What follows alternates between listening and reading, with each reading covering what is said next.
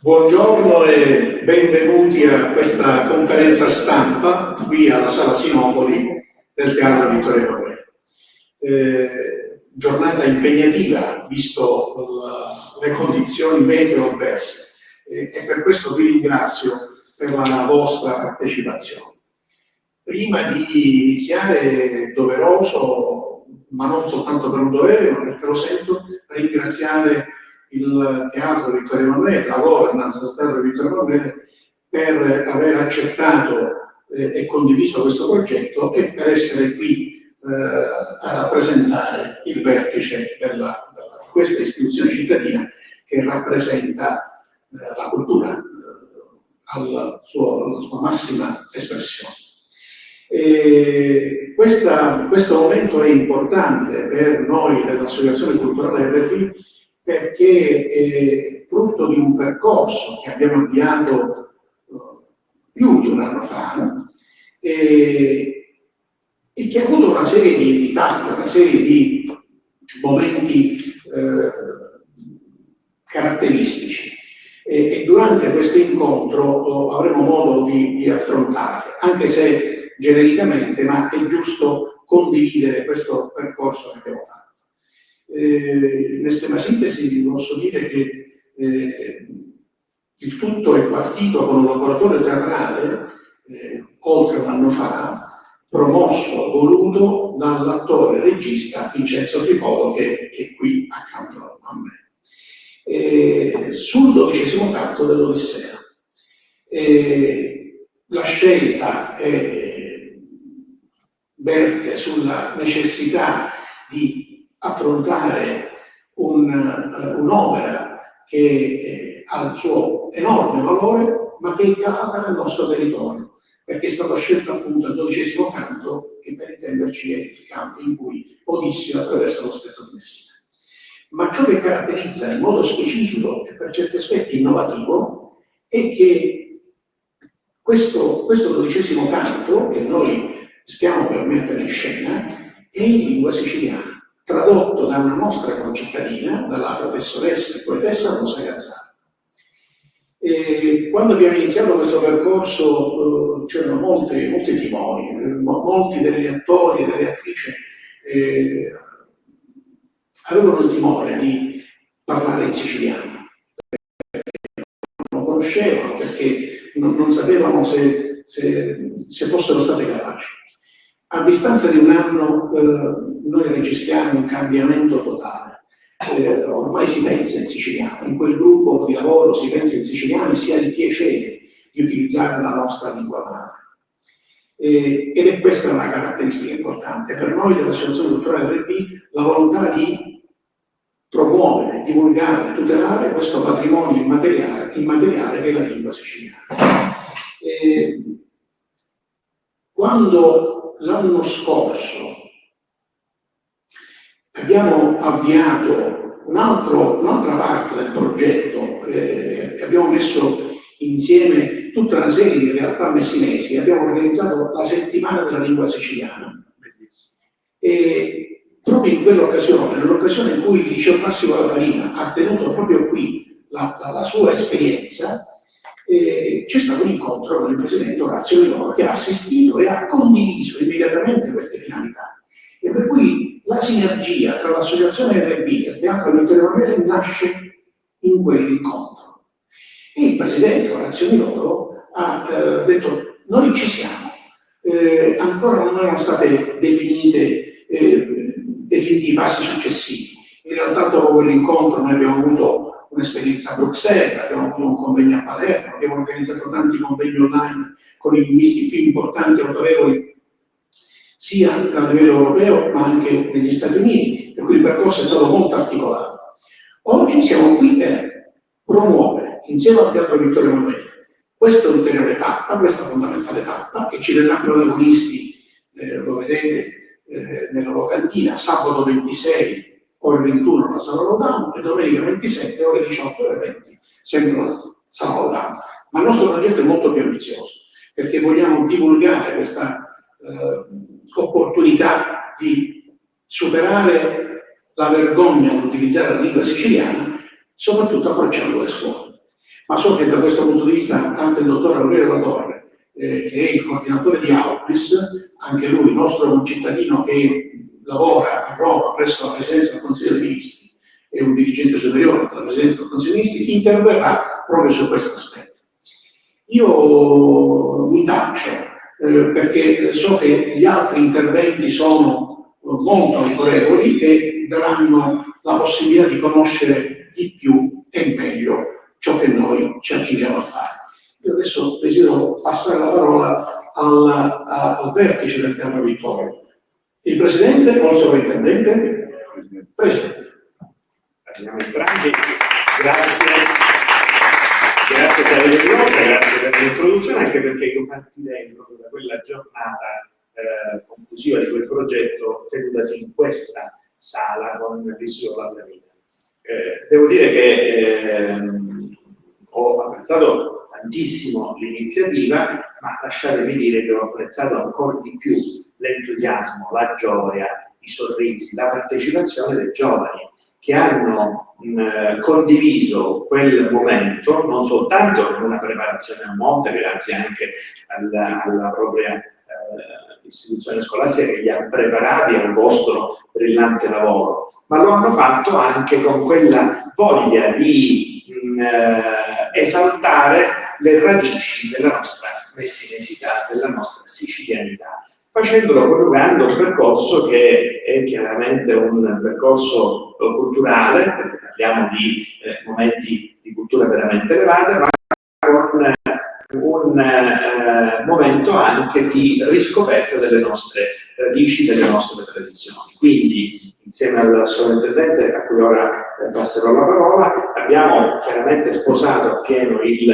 progetto, intanto con la gioia di condividere iniziative coorganizzate con realtà importanti del nostro territorio, sia realtà artistiche ma anche professionali. Abbiamo Vincenzo Tripolo, la cosa mi riempie particolarmente di gioia, ma un percorso che unisce percorsi culturali con percorsi formativi di crescita per le nostre nuove generazioni, che hanno il diritto di avere qualcuno che gli possa raccontare e trasmettere gli insegnamenti della nostra storia, della nostra tradizione, del nostro dialetto, che purtroppo rischia di scomparire con l'andare del tempo. Quindi sono convinto che sarà un'esperienza, così come ha avuto inizio nei mesi scorsi, esaltante. Il Teatro Vittorio Emanuele in questo progetto c'è coprotagonista insieme all'associazione ARB. Grazie per quello che avete fatto, grazie per quanto faremo adesso insieme. Ovviamente mi unisco alla felicità del Presidente nell'abbracciare questo progetto e l'entusiasmo dell'associazione ABR. Però vorrei ringraziare innanzitutto la professoressa Gazzara che ha fatto questa riduzione in lingua siciliana, non è assolutamente semplice, dell'Odissea del canto XII. Cosa dire? Il libro di Scilla e Cariddi ci serve in questo momento particolare a rammentare chi siamo, e rammentare chi siamo anche attraverso gli idiomi del nostro dialetto, della nostra lingua. Questo non significa voler riconoscere una lingua alternativa alla lingua italiana, significa semplicemente ricordare chi siamo, chi eravamo e trasmettere ai giovani la conoscenza del nostro dialetto. In un momento in cui anche l'italiano viene sempre meno utilizzato a favore dell'inglese. Noi della nostra generazione non siamo auto se non parliamo l'inglese, e dovunque andiamo o parliamo l'inglese o la lingua internazionale è l'inglese.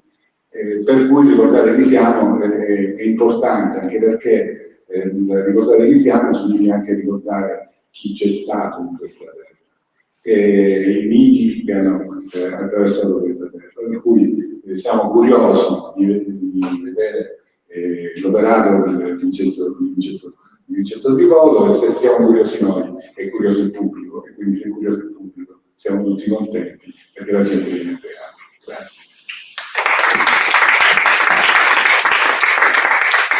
Vincenzo, andiamo dalle tue labbra, perché tu adesso ci introdurrai, ci farai venire ancora di più l'appetito artistico.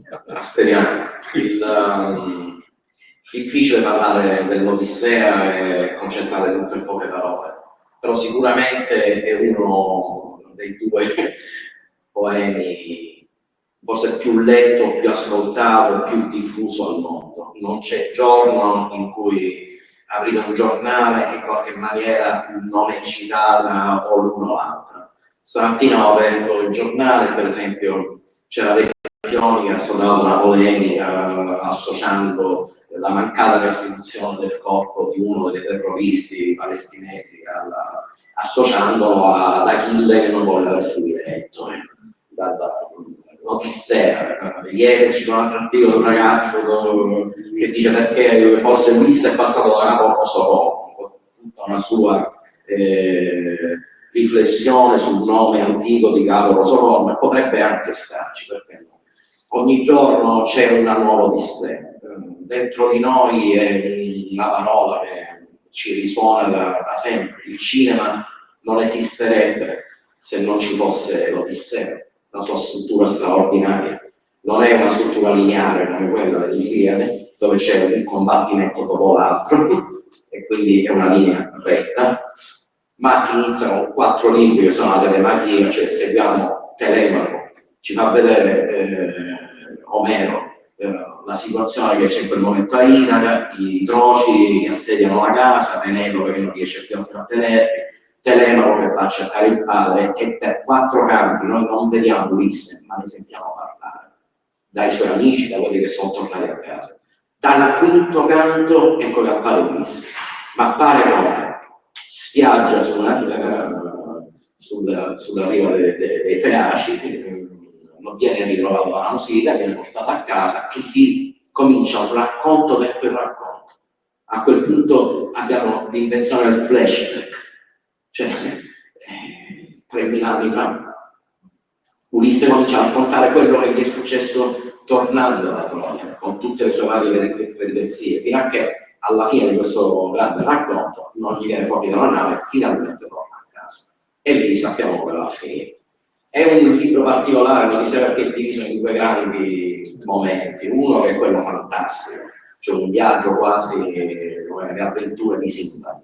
E un altro invece molto puro e reale, una vendetta feroce, atroce, spargimento di sangue, palpo proprio, sotto tantissimi punti di vista. Quindi si chiude il cerchio, il padre incontra il figlio, la storia si chiude, modernissima la struttura. Quindi è il cinema, la letteratura, tutti quanti abbiamo un grande debito rispetto a un testo che è stato scritto, ripeto, migliaia di anni fa. Ora, per me è sempre stato sono appassionato di mitologia, di storia, ho sempre amato l'Odissea, uno dei libri che un'estate si no, io leggo, l'altra è l'Iliade, quindi nelle varie traduzioni.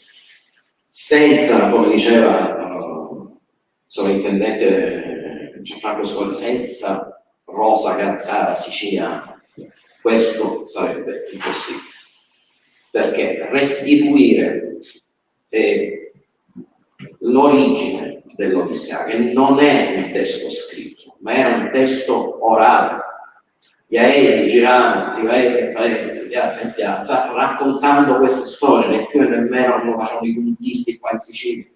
Per cui per noi riportare all'oralità un testo che oramai si legge più che recitarlo, è un ritorno vero alla potenza reale dell'Odissea.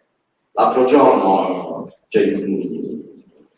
Giovanni Rivera, che sarà colui che si occupa delle luci nello spettacolo, un giovane che ringrazio il teatro internazionale, qui che io l'ho incontrato, ha puntato su un ragazzo che aveva 15 anni, quando l'ho incontrato la prima volta mi sono detto, mamma mia, 15 anni, poi si è messo a smanettare sul computer, ma al di là della sua bravura tecnica, la sua sensibilità alle luci artistiche è meravigliosa. Ho chiesto a Giovanni di far parte di questo progetto perché è uno di quei giovani che secondo me merita di essere coinvolto proprio in prima linea dal punto di vista creativo.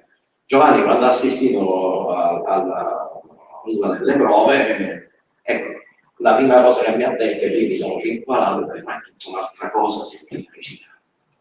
Cioè, dal libro alla ricerca ho capito molto di più e soprattutto la forza del siciliano. Rosa Gazzara, siciliano, ha tradotto direttamente dal greco al siciliano, senza mezzi termini. Ha anche tradotto, visto che c'era l'intera Eneide, e visto che c'era anche la Divina Commedia. Ora, non esiste un esempio simile in tutta la tradizione linguistica regionale italiana. Non esiste un'altra regione italiana che ha un patrimonio di traduzione nella propria lingua di 3 opere così complesse come queste. Quindi questa donna che è una vivacità intellettuale da far paura, quindi quando vogliamo unire le nuove alle vecchie generazioni, si crea qualcosa di potente. La nostra Odissea, che è il nostro percorso all'interno di questo canto, appunto, è un'Odissea vera e propria. Anche noi ci siamo imbattuti nei versi e abbiamo dovuto ricostruire tante cose, cominciandone a smontare. Cioè, si parla di sirene, ma per dire, Omero ne cita solo 2, sono solo 2 le sirene presenti là, e non le descrive, non ne parla. Nell'immaginario collettivo di un ragazzino di 15 anni che va a scuola, le sirene sono la sirenetta con la coda a forma di pesce, e anche per molti di noi. Quindi andare a ricostruire attraverso i vasi greci l'origine di queste sirene, la loro forma, metà donna e metà uccello, la loro origine, come si sono formate, perché sono 2, perché non volano. Sono tutti studi che noi abbiamo dovuto fare strada facendo, affrontando piano piano i vari nidi con cui ci trovavamo, no? Capire le parentele che ci sono tra di loro non è così facile, perché per un greco di 3.000 anni fa è normale, per noi no. Ieri ci ha citato a un certo punto, per esempio, Fetusa e Lampedia, che sono le 2 guardiane delle vacche sacre. Per noi, vabbè, bastava dire i 2 nomi, finiva lì, ma noi volevamo sapere di più. Quindi veniamo a scoprire che sono le figlie di Eos, il dio Sole, ma il dio Sole è anche il padre di Circe, quindi sono sorelle di Circe. Circe a sua volta è la sorella sia del re della Colchide, ma è anche la sorella della moglie di Minosse, quindi è la zia del Minotauro e di Arianna. Pensate voi che tipo di collegamenti che ci sono. Quindi a volte noi leggiamo 2 righe, non è facile ricostruire tutto, ma è giusto che gli attori nel loro percorso, quando parlano, sanno di cosa stanno parlando. E questo è stato un altro passaggio fondamentale. È un punto. Forse è meglio che mi fermi qui perché parlerei all'infinito, però è una cosa che mi appassiona, e quando metti la passione nelle cose che fai, a mia memoria difficilmente spari. Quindi quando fai, come ha fatto la Gazzara, lei l'ha fatto per se stessa. È una storia abbastanza particolare, ha affrontato un lutto e ha deciso di affrontarlo così, investendo tutta se stessa all'interno di un poema che l'appassiona. E proprio per questo è diventato universale, un lavoro fatto per sé che adesso invece parla a tutti. L'Odissea è una mia grande passione, grazie a Davide che mi ha permesso di portare avanti questo tipo di progetto, che può sembrare anche anacronistico nel XXI secolo, però secondo me una città senza memoria che riesca a riappropriarsi dei nidi, di ciò che l'ha resa unica agli occhi del mondo, no? Perché sì, è vero che Ulisse è passato da qua, ma non dimentichiamoci che metà dell'Odissea non è altro che gli stessi luoghi ripercorsi da cui è passata la nave Argo. Cioè prima di passare da qui ci hanno pensato all'Argo Nautico a passare allo Stretto di Messina. E la prima nave che è passata da qui illesa è stata proprio quella di Argo Nautico, dove a bordo c'erano personaggi seri, importanti, c'era Orfeo, che ha incantato lui le sirene, quindi loro hanno perso questa gara con lui, ma c'erano, per intenderci, c'era il padre di Odisseo, c'era Laerte, c'era il padre di Achille su quella nave, c'era Ercole, c'erano tutta una serie di personaggi che poi hanno firmato il famoso patto che ha costretto tutti quanti a partecipare insieme alla guerra di Troia. Cioè, nasce da generazioni che si passano lo scettro, no?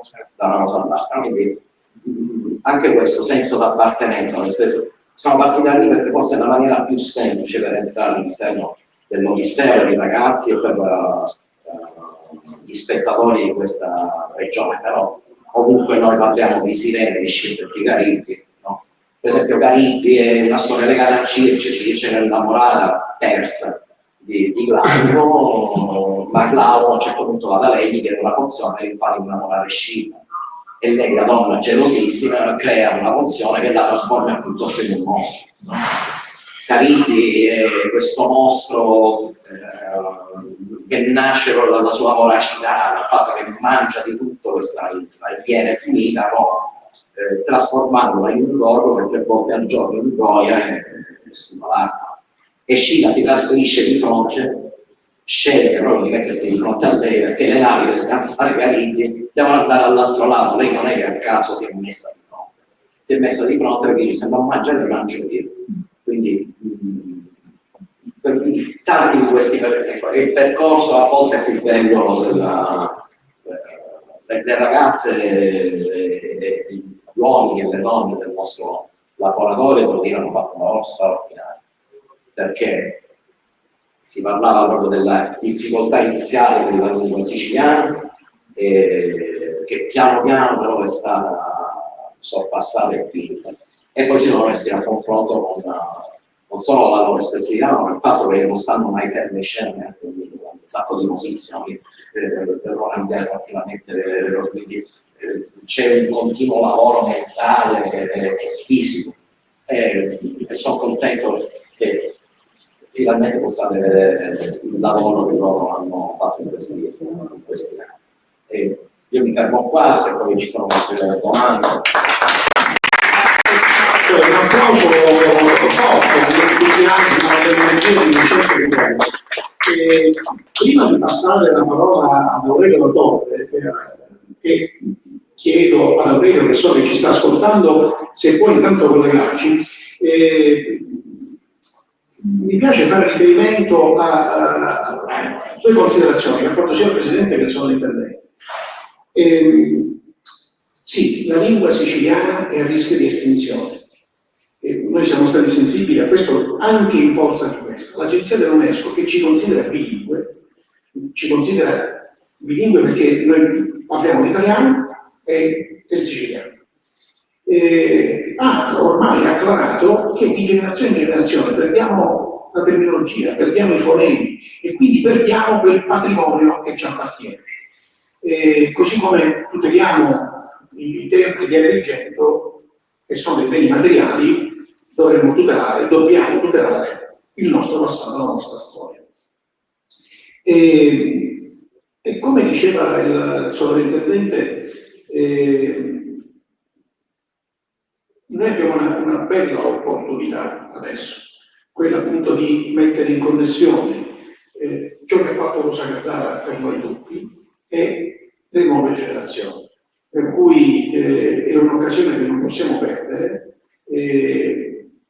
e noi siamo particolarmente impegnati grazie all'energia e all'entusiasmo di Vincenzo Tripolo. Non è stato facile questo laboratorio, non è stato facile perché Vincenzo è molto esigente, ci ha fatto vivere momenti di tensione, perché è un perfezionista, perché ci tiene e a volte abbiamo avuto uno stress notevole. Però oggi siamo tutti qua siamo presenti, abbiamo l'energia per poter fare questo primo passo e farne degli altri. Nel 2025 saremo in Teatro Vittorio Emanuele per le scuole, ma già abbiamo chiuso un contratto con il Teatro Comunale di Comiso, ci sono delle trattative per Ragusa, per Catania e per Milano, per cui noi stiamo portando avanti questo progetto affinché possa essere quanto più conosciuto possibile. Io passo la parola a Aurelio e ringrazio le attrici e gli attori che fanno parte di questa squadra che sono presenti qui oggi. Un grazie per tutto quello che avete fatto. Aurelio, so che tu ci hai ascoltato e a te la parola. Sì. Buongiorno a tutti, innanzitutto vorrei sapere se mi sentite bene, perché sono in una postazione che non è quella usuale. Sì, ti sentiamo bene, sì. Perfetto. Allora, buongiorno a tutti, vi ringrazio molto per l'invito e sono contento di poter intervenire in questa presentazione di un'iniziativa che secondo me è un'iniziativa potentissima perché ci porta indietro nel tempo e ci fa riscoprire parti importantissime della nostra identità. Io appartengo a una generazione che ha fatto il liceo io ho fatto il liceo classico, appartengo a una generazione nella quale gli studi classici erano sì ben visti, l'uso del siciliano invece no, era considerato quasi segno di arretratezza e disincentivato in tutti i modi dai docenti. Ecco, quelli erano tempi passati che adesso per fortuna si stanno evolvendo in una prospettiva diversa, perché quei tempi passati derivavano dal fatto che era necessario tutelare l'italiano come lingua unificante e quindi tutte le altre lingue regionali dovevano essere un po' scoraggiate e marginalizzate nel loro uso. Quello che sta avvenendo invece negli ultimi anni è una riscoperta dei patrimoni linguistici regionali e io vi posso dire, lavorando a Roma ormai da tanti anni, avendo contatti con diverse istituzioni, anche con l'Accademia, vi posso dire che le cose stanno cambiando. Si va verso una rivalutazione delle lingue regionali e soprattutto quelle come la nostra che hanno poi un patrimonio di letteratura e di storia estremamente importante. Quindi questo è un trend che sta avvenendo e che credo sia importante che noi siciliani per primi cerchiamo di agevolare. Davide ha accennato a un percorso. In effetti noi abbiamo iniziato quasi un anno fa, il 21 settembre del 2023 all'Aula Magna di Messina, lanciando appunto una serie di iniziative per la tutela della lingua siciliana. Poi successivamente siamo stati fautori della costituzione di AUCLIS, significa Associazioni Unite per la Cultura e la Lingua Siciliana, ed è appunto una rete di associazioni che vuole mettere insieme le varie realtà che sul territorio siciliano sono attive per la tutela e la promozione della cultura e della lingua siciliana.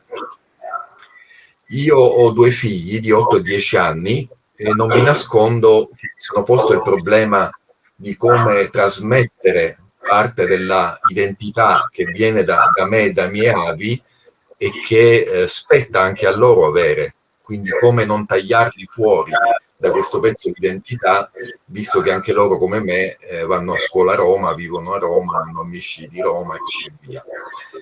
E leggere l'Odissea la sera, parti dei racconti mitologici, storie di Odisseo, e leggere anche racconti o brani in siciliano è stato il modo che io ho trovato per conservare questo pezzettino di identità che appartiene anche a loro come future generazioni. Noi, oltre all'evento che citavo, abbiamo poi fatto tanti altri eventi, abbiamo intervistato 6 linguisti di fama internazionale, i quali tutti concordemente venivano sull'importanza della tutela del siciliano e sul fatto che il siciliano sia una lingua vera e propria e quindi non, come per esempio a me avevano insegnato a scuola, una corruzione dell'italiano, una derivazione sbagliata dalla lingua italiana, tutt'altro. E l'esperienza con questi 6 linguisti è stata molto importante per capire il tesoro che noi abbiamo da tutelare. All'Ars il 21 febbraio quest'anno noi abbiamo fatto un seminario, una tavola rotonda, non so come chiamarlo, nel quale tra l'altro le associazioni parte di Auclis hanno firmato un manifesto per la cultura e per la lingua siciliana. Questo manifesto è un insieme di principi, ma anche di possibili azioni future da intraprendere proprio per tutelare il nostro patrimonio linguistico e culturale. In quella sede il manifesto è stato aperto alla sottoscrizione delle associazioni, ma in futuro noi riteniamo che sarà importantissimo istituire una collaborazione anche con gli enti pubblici, con le istituzioni, perché tutte le istituzioni che si riconoscono in quei principi, tutela e salvaguardia della cultura e della lingua, possono sottoscrivere il manifesto e con esso quindi il pianto dei principi che lo stesso rappresenta. Io su questo vorrei anche fare un appello, una sorta di appello, nel senso che io credo che siamo a un punto importante nel quale la nostra generazione, noi qui e ora, possiamo fare la differenza tra la possibilità che il siciliano piano piano declini fino forse all'estinzione a causa degli eventi di globalizzazione, delle lingue egemoni come l'inglese e così via, quindi che vada verso quella direzione, oppure al contrario noi possiamo impegnarci per un cambio di tendenza che vada a un recupero di questo patrimonio culturale che peraltro, come sappiamo, è tutelato anche da un punto di vista costituzionale grazie all'articolo 9, secondo cui la Repubblica tutela il patrimonio storico, culturale e artistico della nazione. Quindi noi abbiamo come forse questa possibilità di appoggiare queste trend oppure di essere indifferenti. E quindi il mio appello è a riflettere su questo punto e, se possibile, ad attivarsi. Da questo punto di vista sono molto lieto che il commissario straordinario Orazio Milò e il sovrintendente Gianfranco Scoglio hanno accolto questa iniziativa e sostanzialmente il Teatro Vittorio Emanuele di Messina sarà l'apripista di questa potentissima iniziativa. Accanto a questo, in conclusione, io volevo sottolineare l'importanza del ruolo delle scuole e dei giornalisti. Delle scuole quasi ovvio, nel senso che il ruolo dei docenti e dei dirigenti scolastici nel volere fare propria l'iniziativa, nel volere coinvolgere le proprie classi nel partecipare a questa iniziativa è un aspetto di fondamentale importanza, e quindi io esorto i direttori scolastici, i docenti a considerare questa iniziativa come una importantissima iniziativa culturale che non può che fare bene a tutti i loro studenti. E poi infine c'è il ruolo dei giornalisti, perché come sappiamo la comunicazione pubblica è una cosa fondamentale. Il ruolo dei giornalisti in questo tipo di iniziative è cruciale, quindi anche lì i giornalisti possono scegliere se essere indifferenti o tenere un profilo basso in relazione a queste iniziative, oppure se al contrario farne propria l'importanza e darne il giusto quindi risalto nelle pagine dei giornali o nelle pagine internet dei mass media. Quindi il mio appello, oltre che al mondo della scuola, è rivolto anche al mondo dei giornalisti, perché possano contribuire a questo processo di recupero dei patrimoni linguistici regionali. Un processo che, come dicevo, è un processo che non riguarda solo il siciliano, Io qualche settimana fa sono intervenuto a un convegno a Trieste che era proprio su queste tematiche, quindi è un processo che riguarda anche altri patrimoni linguistici regionali, come quello del Veneto, del napoletano e così via, ma noi come siciliani siamo in una posizione, così dire, privilegiata, perché il patrimonio che abbiamo noi è antichissimo e di grandissimo livello. Quindi io concluderei con questo appello, vi rivolgo un saluto, ovviamente il mio intervento è a titolo personale, quindi non impegna l'istituzione di appartenenza, come si suol dire, però sono molto vicino a questa iniziativa e quindi desidero infine salutare e complimentare tutti coloro che ne sono stati parte. Grazie, grazie a tutti.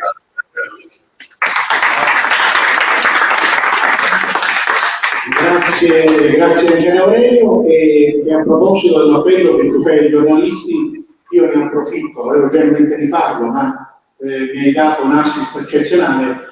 Un grazie a Rosaria Brancato che sin da subito ha sposato questo progetto, infatti ha moderato la prima tavola rotonda alla mano dell'università, ma in effetti Rosaria ancora prima di quell'incontro sostiene la lingua siciliana, e qua mi piace ricordare e evidenziare il personaggio di Rosaria Brancato, donna Sarina, che tra l'altro è impegnata nella distribuzione di uno spettacolo dove vede protagonista donna Sarina, che parla dell'attualità, lo fa in una formula eccezionale che è quella dello stand-up comedy e non trascura affatto la lingua siciliana.